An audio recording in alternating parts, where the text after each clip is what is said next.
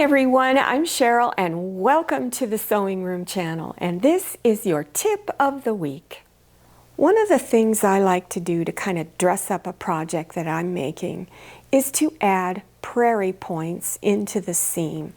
So here is a pillow that has the prairie points on it. I also have prairie points on the bottom of this decorative towel, and then this is a table runner with the prairie points all around it. The actual prairie points themselves is a no-sew project. So what you do is you start out with a square, any size you want. The bigger the square, the bigger the prairie point, or the smaller the square, the smaller the prairie point.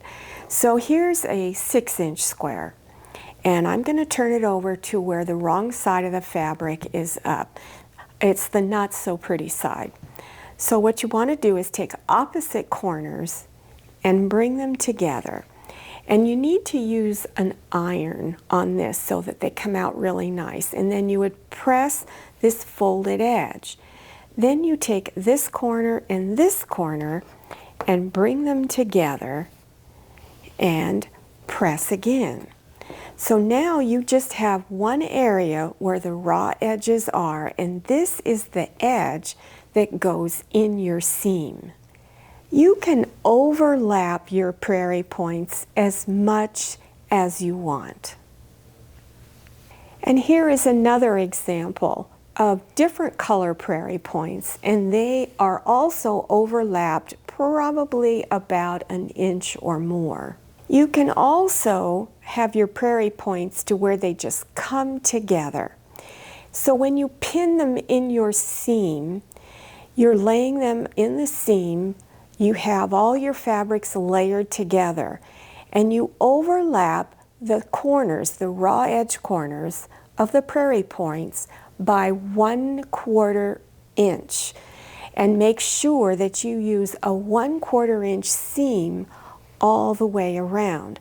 Now, if you're interested in seeing in more detail how this process was done, I will have links to these tutorials below your YouTube screen in the description section. So scroll down till you see the word more, click on it, and that section will expand open and you will see all the links. Now, this is another type of basket liner, and this one actually is pretty easy to draw. All it has is a piece of fabric at the bottom that's cut into a circle, and then the fabric on the edge here is just a long rectangle piece that's really wide so that it will hang up over the edges. So you bring the ends of that rectangle piece together.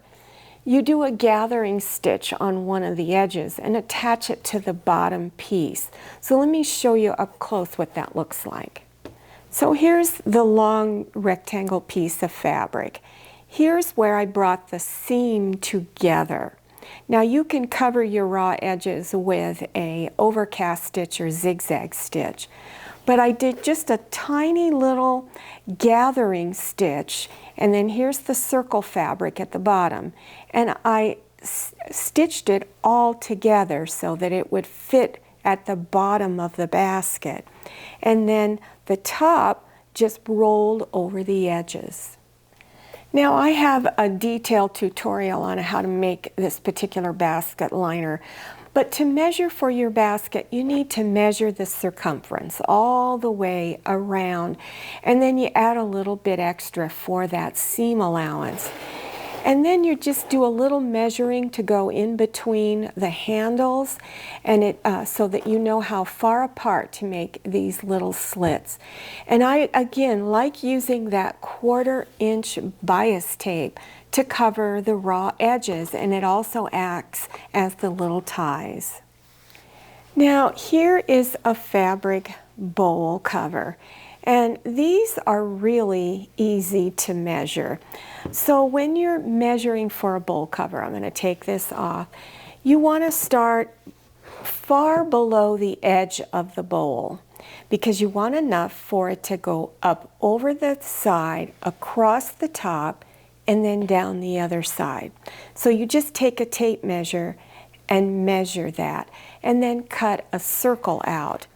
Again, I like using the bias tape on the edges, the raw edges. It also makes a nice decorative edge to put the elastic on. Really, really simple process. So here's a piece of elastic. And all you need to do is, well, the first thing I recommend you do is from the raw edge, go in how far you need to put that elastic. So I would draw a light pencil line all the way around the perimeter, staying the same distance from the raw edge in. Then you would take your elastic and you go to your sewing machine, put your elastic down over that line, and drop your needle down in and do a few stitches in place. You need to set the sewing machine needle in the down position. So there's usually a little button on the front of your machine, or it might even be on your computer screen as to which feature that is. So if you're not sure what I'm talking about, go to your user's manual and it will explain in there. So every time you stop stitching, that needle stays down so you don't lose your place. So you've got your needle in the down position.